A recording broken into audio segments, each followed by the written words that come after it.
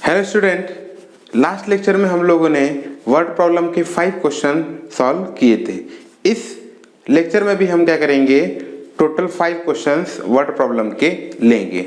Okay, तो जो total 5 question लिए थे हम लास्ट क्वेश्चन में, तो जो 5th क्वेश्चन के बाद हमारा कौन सा क्वेश्चन आएगा, 6th क्वेश्चन आएगा। चलो है ना, सॉल्व करके देखते हैं ना। ठीक है, तो लीनियर इक्वेशन में क्या होता है ना, वर्ड प्रॉब्लम बहुत ही इंपॉर्टेंट होता है। वो लास्ट क्लास में मैंने आपको बताया था, बिल्कुल बताया था। ठीक है, तो अब जितने ज्यादा हम क्या करेंगे, क्वेश्चंस करेंगे, उतनी ज्यादा क्या होगा, हमें फील आएगा, हमारा जो कॉन्फिडेंस बढ़ेगा ना, कॉन्फिडेंस बढ़ेगा और मैथमेटिक्स भी आएगी धीरे धीरे, है ना। बात समझ में आई? तो आप घर में प्रैक्टिस करिएगा ना, क्योंकि यहाँ पे हम तो लिमिटेड क्वेश्चन करेंगे, बट आप जितने प्रैक्टिस करोगे उतना आप लोग के लिए कितना रहेगा, बहुत अच्छा रहेगा ना, बहुत अच्छा रहेगा। ठीक है, तो चलो आओ, है ना, क्वेश्चन नंबर 6 क्या करते हैं, सॉल्व करते हैं। ठीक है, क्वेश्चन नंबर 6 है, अ boat goes 12 kilometre up stream and 40 kilometre down stream. है ना, एक बोट की बात चल रही है, एक नाव की बात चल रही है। ठीक है, एक नाव क्या चल रही है, 12 किलोमीटर अप स्ट्रीम जा रही है एंड 40 किलोमीटर डाउन स्ट्रीम जा रही है इन 8 आवर्स। टोटल टाइम कितना लग रहा है, 8 आवर्स लग रहा है। It can go 60 kilometre up stream and 32 kilometre down stream in the same time. तो ये जो है ना, अब एक जो बोट है, अगर ना 12 किलोमीटर अप स्ट्रीम जा रही है और 40 किलो डाउन स्ट्रीम कितने टाइम में आ रही है, 8 आवर में हो रही है। बट ना उसी की जगह 8 आवर में वो क्या कर सकती थी, 16 किलोमीटर अप स्ट्रीम जा सकती थी और डाउन स्ट्रीम कितना किलोमीटर आ सकती थी, 32 किलोमीटर आ सकती थी। दो कंडीशन है और सेम टाइम में, है ना, in same time. Find the speed of boat in still water and the speed of the stream. है ना, तो हमें क्या करना है, बोट की स्पीड निकालनी है और स्ट्रीम ना, जो बहाव होता है, जो धारा होती है ना, उसकी भी क्या करना है, हमको स्पीड निकालनी है। तो सबसे पहली बात जो निकालना है उसको मान लेते हैं, solution let speed of boat, है ना, speed of boat in still water equal to x kilometre. है ना, किलोमीटर की बात चली तो किलोमीटर पर आवर में ले लेते हैं। यहाँ किलोमीटर दिया, टाइम भी आवर दिया है, तो स्पीड भी किस में आ जाएगी, किलोमीटर पर आवर में आ जाएगी। है ना, same speed of the stream क्या हो जाएगा, स्पीड ऑफ स्ट्रीम, है ना, स्ट्रीम को क्या मान लेते हैं, y किलोमीटर पर आवर, है ना, y किलोमीटर पर आवर। ठीक है, केस 1 लेके चलते हैं ना, केस 1 लेके चलते हैं। केस 1 क्या है ना, वो इंपॉर्टेंट है। केस 1 क्या होगा, जब बोट क्या होगी, 12 किलोमीटर अप स्ट्रीम जाएगी और और क्या होगी, 40 किलोमीटर डाउन स्ट्रीम आ रही है ना। ये केस 1 हो गया कि 12 किलोमीटर ऊपर जाना है और 40 किलोमीटर नीचे आना है। ये फर्स्ट केस है ना, और कितने आवर में हो रहा है, 8 आवर्स में हो रहा है। बात समझ में? अच्छा, अब ना ऊपर जाना है। जब ऊपर जाते हैं ना, जैसे कि आप नाव चलाए होंगे, नहीं चलाए होंगे तो कभी देखना है ना, कभी देखना। अगर ना हमको ऊपर की ओर जाना है तो हमें ताकत ज्यादा लगती है। ताकत ज्यादा लगती है मतलब स्पीड हमारी क्या होती है, ऑटोमेटिक कम हो जाती है। किससे स्पीड कम हो जाती है, क्योंकि अगर हम बोट की स्पीड को ले जा रहे हैं और ऊपर जाना है, तो जो स्ट्रीम की स्पीड होती है वो हमें क्या करती है, ब्लॉक करती है। और ब्लॉक करती है तो वो उसकी हमारी स्पीड क्या होती है, कम हो जाती है। यानी बोट की स्पीड भी क्या हो जाएगी, कम हो जाती है। तो जब हम स्पीड अप स्ट्रीम जाते हैं तो जो स्पीड होती है बोट की ना, जो रिजल्टेंट जो स्पीड होती है, नेट स्पीड क्या होती है, speed of boat in still water minus speed of stream. बात समझ में? तो ये आपको याद होना चाहिए। और अगर डाउन स्ट्रीम जाना है तो दोनों की स्पीड क्या हो जाएगी, प्लस हो जाएगी।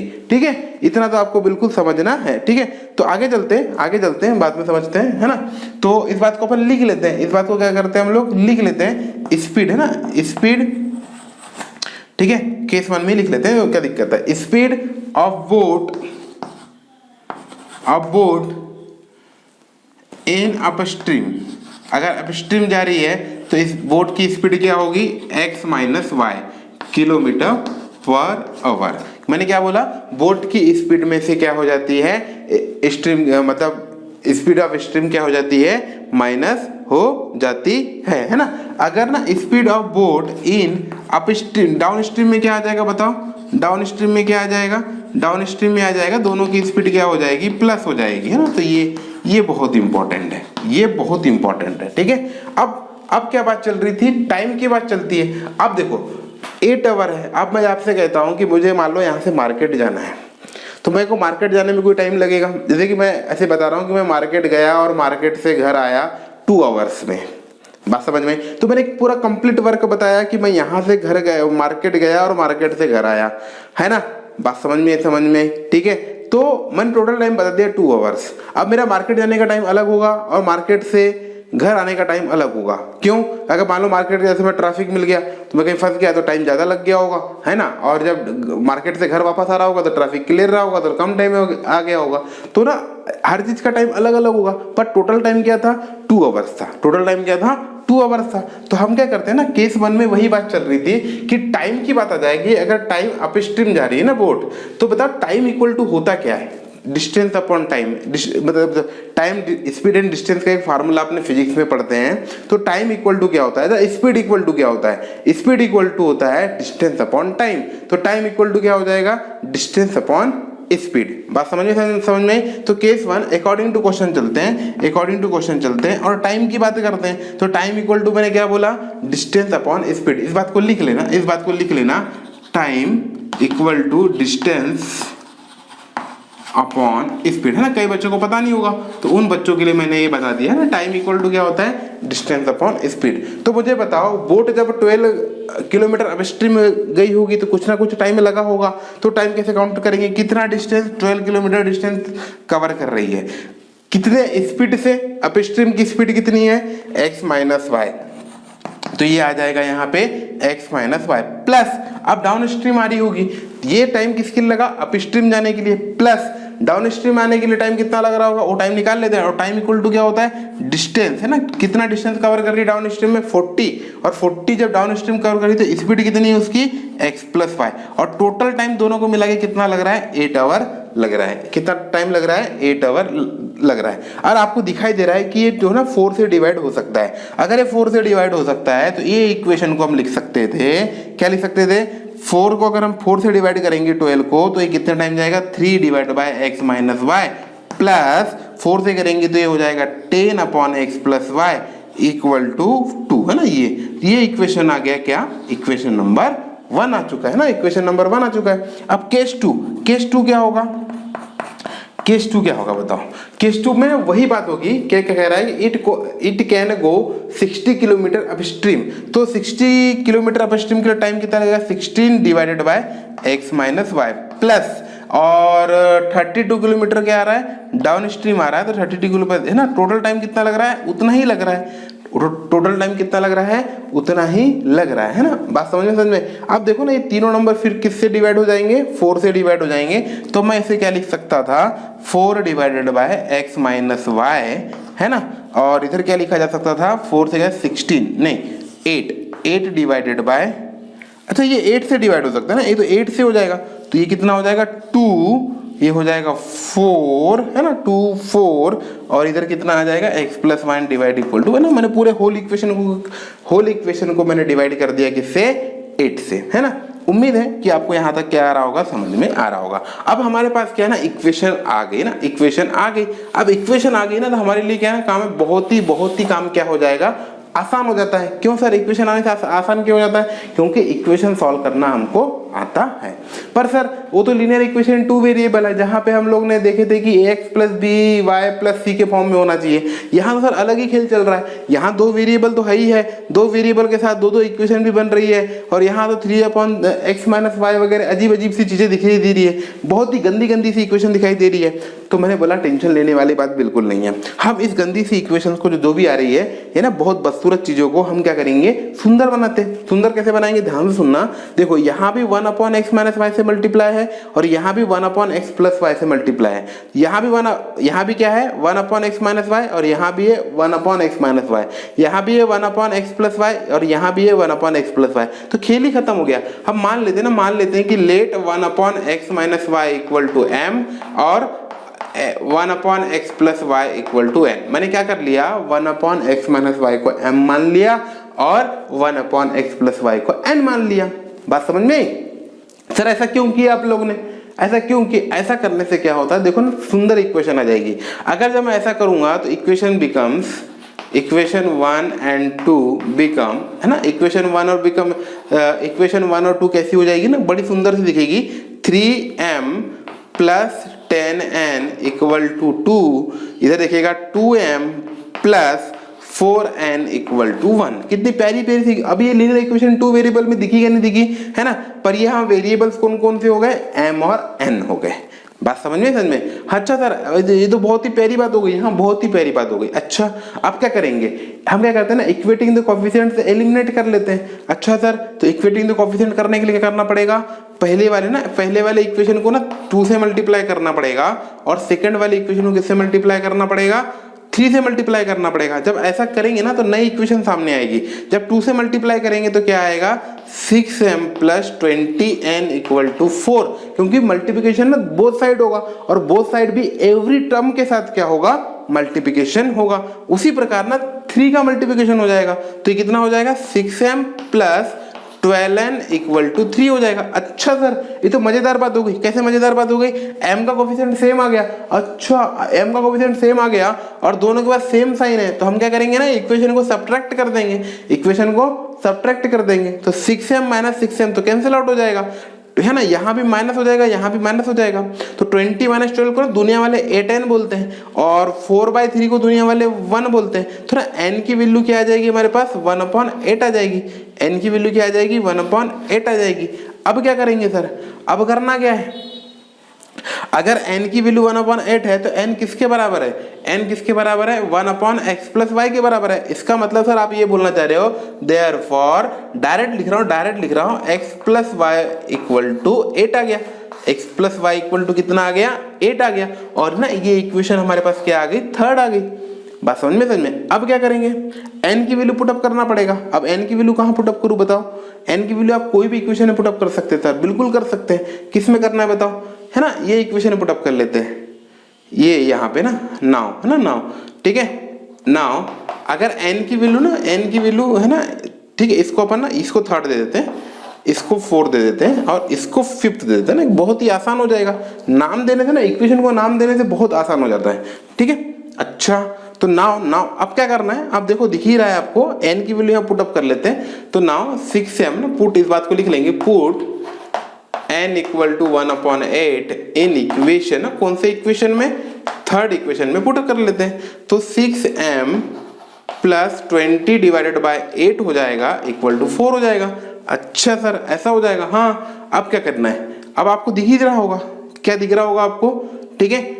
आप क्या कर सकते हो ना, इसको डिवाइड कर सकते हो। तो ये हो जाएगा कितना, 3m, पहले 2 से डिवाइड कर लेते हैं, तो ये कट गया ना 2 से, 10 जा, ये हो गया 4 जा, है ना, 4 जा हो गया। फिर ये हो जाएगा 5/2 हो जाएगा, 5/2 हो जाएगा, हाँ 5/2 हो जाएगा।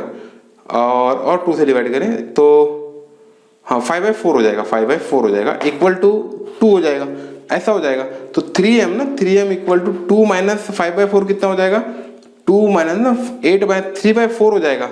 तो m की वैल्यू ना हमारे पास क्या आ रही है, 1/4 आ गई। m की वैल्यू क्या आ गई, 1/4 आ गई। देयरफॉर x - y कितना आ जाएगा, 4 आ जाएगा। ये इक्वेशन 6 हो गया। और इक्वेशन 5 क्या था, x + y = 8 था। अब दोनों को प्लस कर दो, मतलब बहुत ही आसान हो गया, दोनों को प्लस कर दो, y कट जाएगा, ये 12 आ गया। तो x = कितना आ जाएगा, 6 आ जाएगा ना, मैं डायरेक्ट आंसर लिख रहा हूँ, x = 6 आ जाएगा। और जब x = 6 आ जाएगा तो y = कितना आ जाएगा, 2 आ जाएगा। तो x कौन था, x क्या था बेटा, x था speed of boat in still water = 2 km/h आ जाएगी, नहीं सॉरी 6 km/h। और स्पीड ऑफ स्ट्रीम क्या आ जाएगा, 2 km/h, है ना। आप आंसर लिख लीजिएगा ना, आंसर लिख लीजिएगा, या जगह कम है इसलिए आप लोग आंसर लिख सकते हैं, है ना। उम्मीद है कि आपको ये क्वेश्चन क्या आया होगा, बिल्कुल समझ में आया होगा। तो इस टाइप के क्वेश्चन को हम लोग क्या करते हैं, इस तरीके से सॉल्व करते हैं। अगर आपको क्वेश्चन समझ में नहीं आता है या कोई भी बात आपको जिस क्लियर नहीं होती है तो आप वीडियो को पॉज करिए और रिवाइंड करके देखिए ना, आपको उम्मीद पूरा आपको क्या हो जाएगा, समझ में आ जाएगा, ठीक है। आगे चलते हैं, नेक्स्ट क्वेश्चन की ओर चलते हैं। नेक्स्ट, हेलो स्टूडेंट, आगे चलते हैं ना, आगे चलते। तो आज के लेक्चर का सेकंड क्वेश्चन है, क्वेश्चन सेकंड, ठीक है, मतलब हमारे जो वर्ड प्रॉब्लम का क्वेश्चन नंबर 7, ठीक है। वो क्वेश्चन क्या कहता है, पढ़ते हैं ना, पढ़ते हैं क्या कहता है, the cost of 5 pencils and 4 pen, किन किन के 5 पेंसिल एंड 4 पेन की जो साथ में कॉस्ट है, टुगेदर इज ₹35। यानी दोनों का अगर हम क्या करते हैं कि मार्केट में जाते हैं, किसी दुकान में जाते हैं या किसी शॉप में जाते हैं और 5 पेंसिल और 4 पेन अगर लेके आते हैं, है ना, तो उसकी जो टोटल कॉस्ट है वो कितनी आ रही है, ₹35 की आ रही है। अच्छा, and while the cost of, अगर हम उसी की जगह अगर 2 पेंसिल एंड 3 पेन लेके आएंगे तो उसकी कॉस्ट कितनी आएगी, is ₹21। What is the price of pen and pencil. ठीक है, खत्म किया। बहुत ही आसान क्वेश्चन है, बहुत ही आसान क्वेश्चन है। Let price of pen equal to x and price of pencil equal to y। खत्म किया। अगर हम कितने केस 1 ना, केस 1 क्या कह रहा है, अकॉर्डिंग टू क्वेश्चन चल लेते हैं। तो अकॉर्डिंग टू क्वेश्चन जाएंगे तो क्या होगा बताओ, 5 पेंसिल तो 5y प्लस 4 पेन तो 4x इक्वल टू 35। ये फर्स्ट इक्वेशन बन गया। 2 पेंसिल तो 2y प्लस कितने पेन, 3 पेन तो 3x इक्वल टू कितना आ गया, 21 आ गया। बहुत ही है ना, बहुत ही प्यारा क्वेश्चन आ गया। आप क्या करते हैं ना, आप क्या करते हैं, आपको दिख रहा होगा ये y का कोफिशिएंट 5 है और यहाँ पे 2 है, तो है ना एलिमिनेटिंग द कोफिशिएंट मेथड का यूज करेंगे। तो हम क्या करना पड़ेगा, कोफिशिएंट को क्या करना पड़ेगा, सेम करना पड़ेगा। और सेम करने के लिए यहाँ 5 है यहाँ 2 है, तो इसको 2 से मल्टीप्लाई करना पड़ेगा, इसको 5 से मल्टीप्लाई करना पड़ेगा। किससे मल्टीप्लाई करना पड़ेगा, 5 से मल्टीप्लाई करना पड़ेगा। बात समझ में। जब ऐसा होता है तो हम क्या करेंगे, 2 से मल्टीप्लाई करेंगे तो हो जाएगा 10y plus 8x equal to 70 आ जाएगा। और इधर मल्टीप्लाई करेंगे तो 10y प्लस 15x हो जाएगा। और 21 5 जो है ना, 21 5 जो है ना, पता है दुनिया वाले कितना बोलते हैं, 105 बोलते हैं। माइनस करेंगे तो y वाला के एलिमिनेट क्या हो जाएगा, कैंसिल हो जाएगा। यहाँ माइनस, यहाँ भी क्या हो जाएगा, माइनस। ये तो माइनस कितना हो जाएगा, 7x हो जाएगा इक्वल टू ना, इक्वल टू ये माइनस का 35 आ जाएगा। ठीक है, तो हमारे पास क्या आ गया, हमारे पास आ चुका है -7x इक्वल टू -35। आप ये दिखाई माइनस कैंसिल आउट, और 35/7 कितना हो जाएगा, 5 हो जाएगा। तो x इक्वल टू की वैल्यू कितनी आ जाएगी, हमारे पास 5 आ गई है ना, x की वैल्यू 5 आ गई। आप क्या कर ले, है ना, इक्वेशन 1 और 2 में क्या कर लेते हैं अपन लोग, पुट अप कर लेते हैं। तो put x equal to 5 in equation 1, है ना, इक्वेशन 1 में पुट अप कर लेते हैं। तो 5y plus 4 into 5 equal to 35 आ जाएगा, है ना। बात समझ में आ रही है, बहुत ही आसान चीज है ना, बहुत ही आसान चीज है। आगे चलते हैं, तो 5y प्लस 20 इक्वल टू 35 आ जाएगा। तो 5y इक्वल टू 15 आ जाएगा। तो y इक्वल टू कितना आ जाएगा, 3 आ जाएगा। इसका मतलब क्या है, जो प्राइस है पेंसिल की वो 3 रुपीज है और पेन की प्राइस कितनी है, 5 रुपीज है। खत्म ना, हो गया सॉल्यूशन, खत्म। इतना आसान क्वेश्चन है। ठीक है, आगे चलते हैं नेक्स्ट क्वेश्चन ना। नेक्स्ट क्वेश्चन है, नेक्स्ट क्वेश्चन कहता है in a farm there are some cows. एक फार्म की बात चल रही है, वहां पे कुछ क्या है, काउज है एंड हेंस, और मुर्गियां भी है, यानी गाय और मुर्गियां दोनों को एक फॉर्म में है, काउज एंड हेंस। ठीक है, अब याद रखना काउ से कितने पैर होते हैं, 4, है ना।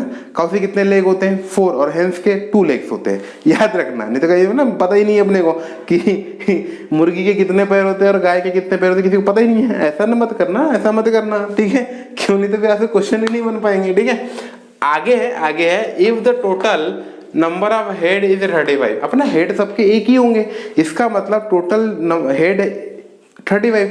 मतलब है ना, अगर हम सॉल्यूशन करते हैं तो जो हेड की बात करते हैं ना, टोटल अगर हम बात तो हमें क्या निकालना है, अच्छा हेड 35, और ना मुर्गी की भी हेड कितने, एक ही होगा, और गाय का भी हेड क्या होगा, एक ही होगा। आगे चलते हैं, and total number of leg is 98, है ना, 98 का टोटल पैर दिख रहे हैं, हम ना फॉर्म में गए तो हेड काउंट कर रहे हैं तो 35 है, और लेग काउंट कर रहे हैं तो कितने हैं, 98 है।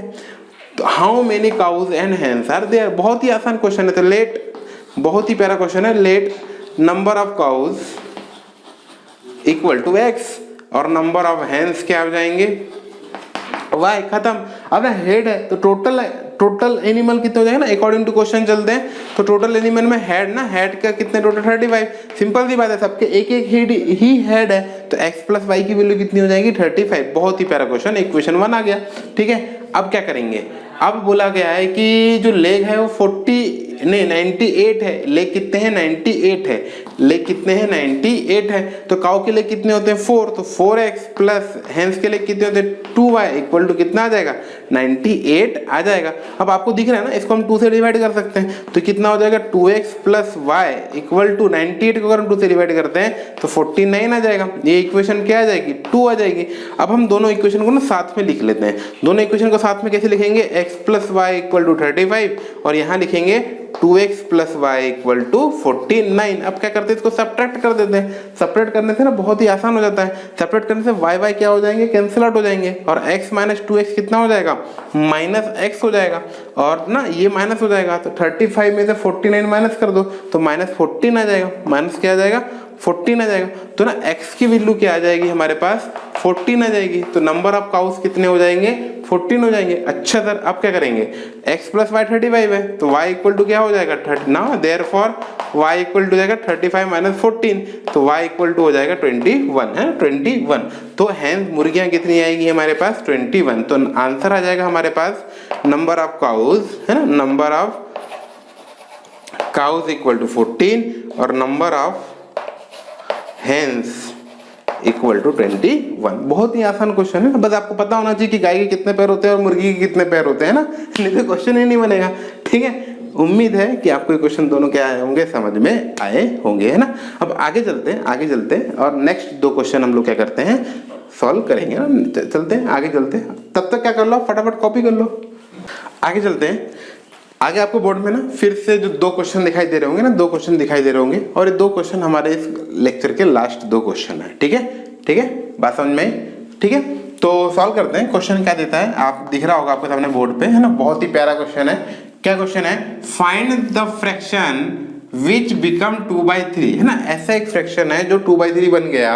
कब बन गया, when numerator and denominator are increased by 1। ऐसा कोई एक फ्रैक्शन था, वो 2/3 बन गया।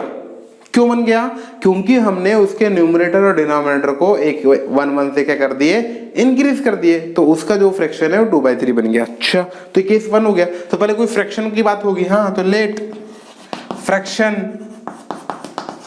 Equal to x by y, where x is numerator and y is denominator। According to question कहता है कि फ्रैक्शन 2/3 हो जाएगा जब हम न्यूमरेटर में 1 प्लस करेंगे और डिनोमिनेटर में +1 करेंगे। बात समझ में आई? ऐसी बात चल रही है। तो सर ऐसी बात है, इसका मतलब हम यहाँ क्रॉस मल्टीप्लाई करेंगे। हाँ बिल्कुल, क्रॉस मल्टीप्लाई करेंगे। +2 इक्वल टू 3x + 3 हो जाएगा। सर इसका मतलब आप बोलना चाह रहे हो कि अगर ये इधर आ जाए तो 2y - 3x इक्वल टू 1 हो जाएगा। बिल्कुल बात है। तो पहली इक्वेशन तो हमारे पास आ गई सर। हाँ बिल्कुल आ गई, इसमें कोई दो राय की बात है ही नहीं। बात समझ में आई? उम्मीद है कि आपको ये समझ आ रहा होगा, है ना। आगे चलते हैं। आगे कह रहा है एंड बाय 1/2, एंड बिकम 1/2। ये 1/2 कब बन जाएगा, तो ये केस 1 था, case 2 now according to question ही चल रहे हैं। ये 1/2 कब बन जाएगा, जब वह न्यूमरेटर, NR के मतलब है ये न्यूमरेटर, है ना, आप लोग लिख लेना, ये क्या है, न्यूमरेटर, एंड DR का मतलब है डिनोमिनेटर। हमें सिंबल लिखते हैं ना, ये numerator denominator are diminished by 1। ये 1/2 तो बन जाएगा जब न्यूमरेटर को भी 1 से कम और y को भी 1 से कम कर दिया जाएगा। तो क्रॉस मल्टीप्लाई कर दिया जाएगा, तो y - 1 इक्वल टू 2x - 2 हो जाएगा। तो इधर क्या मिलेगा, y - 2x इक्वल टू -1 हो जाएगा। बात समझ में आई क्या नहीं आई? तो ये क्या हो जाएगा, सेकेंड इक्वेशन आ जाएगा। तो ऐसे ना आपके पास ना 2 इक्वेशन चमक जाएगी। सर कौन कौन सी 2 इक्वेशन चमक जाएगी? ये इक्वेशन चमक जाएगी। कैसी चमक जाएगी, देख लो आप, कैसी कैसी प्यारी प्यारी सी इक्वेशन चमक जाएगी। अच्छा देखो, ये है ना, यहाँ पे ना y का कोफिशिएंट 2 है और यहाँ क्या है ना, y का कोफिशिएंट क्या है, 1 है। तो अपन क्या करते हैं, मल्टीप्लाई करते हैं। तो मल्टीप्लाई है ना, मल्टीप्लाई इक्वेशन 2/2 को 2 से मल्टीप्लाई कर लेते हैं। जैसे 2 से मल्टीप्लाई करेंगे क्या आ जाएगा, 2y - 4x इक्वल टू -2 आ जाएगा।